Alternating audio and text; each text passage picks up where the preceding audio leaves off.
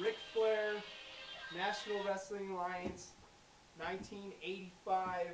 It don't get no bigger, better than the Nature Boy battling Dusty Rhodes at Starrcade. One of the greatest confrontations in the history of professional wrestling. Anytime anyone needs someone to go to bat for old school wrestling, whether it's Ric Flair, Dusty Rhodes, Terry Funk, Macho Man Randy Savage, I'll go to bat for them. And that's what the context of this video is all about. Well, first off, let's talk about some things. I haven't been here in a while. I've been busy doing other shit. So let's go one final round. See how it goes. Maybe it'll go good. Maybe we blow the channel up again. Maybe we don't. Maybe it's a flop. Maybe it's not. Maybe we talk about some old wrestling, new wrestling. Who knows? But I know one thing that if I don't know. Now, I have a lot of friends on YouTube, right? And they're always talking. I think that they say bad things about the old wrestlers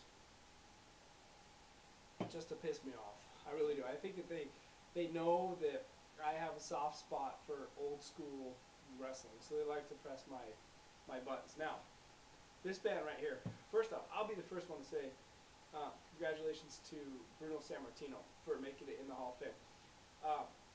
Now, if you're going to think about this, WrestleMania 29 coming up, Madison Square Garden. To me, it makes sense to put Bruno Sammartino in the Hall of Fame. He did more for the Madison Square Garden, the WWF. Him and Bob Backlund. I'm sitting here on my computer. I got a new computer, my Mac. I spilled beer all over it, and I wrecked the goddamn thing. But Bruno Sammartino. Some of the career accomplishments. He held the world heavyweight title, 1963 to 1971. And then he held it again from 1973 to 1977, facing such top contenders as Bruiser Brody, Ken Patera, Freddie Blassie, Baron Von Raschke, Ivan Koloff, Superstar Billy Graham, Angelo Moscow, Ernie Ladd, and Nikolai Volkov. This guy was Vince McMahon's dad's champion. Sammartino was honestly, he did so much for Madison Square Garden in New York in the 70s and 60s. He was such a great scientific wrestler, but he also, at the same time, could brawl. He could get on the mat and brawl. I didn't know this, but just reading his Wikipedia, during Sammartino's youth in Italy, his small village was seized by Adolf Hitler's Nazi forces. But he escaped. But think about it. Sammartino gets caught up, getting caught by the Nazis, and then he has a fatal case of scarlet fever. He comes to the Pittsburgh in the 50s, and he makes it big in wrestling, and he makes lots of money. And there's one match on here. He wrestled at Shea Stadium for 75 minutes. I dare say that there's probably only one or two wrestlers on the card today who could wrestle for 75 minutes.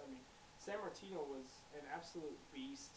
It's just, most people didn't get to see Sammartino, wrestle. There's not a lot of footage of him out there because him and Vince McMahon had a big falling out, and they haven't spoken in like 30 years.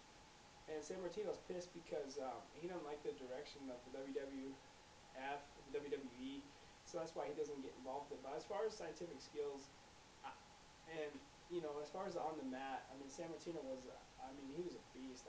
I know that some people out there be like, oh, that tape will put me to sleep. And my buddy Stevie British, like, yeah, NyQuil. And this, and I'm like, dude, this is not NyQuil.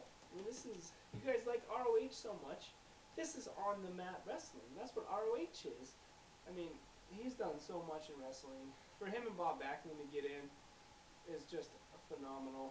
He's not an old hag either, so I just wanted to stand up a little bit for Bruno Sammartino. Say that I definitely think he deserves to get in the Hall of Fame. So we'll play a little music on the way out, and then I'm out of here. But Sammartino definitely for the Hall of Fame. Gemini, see you guys.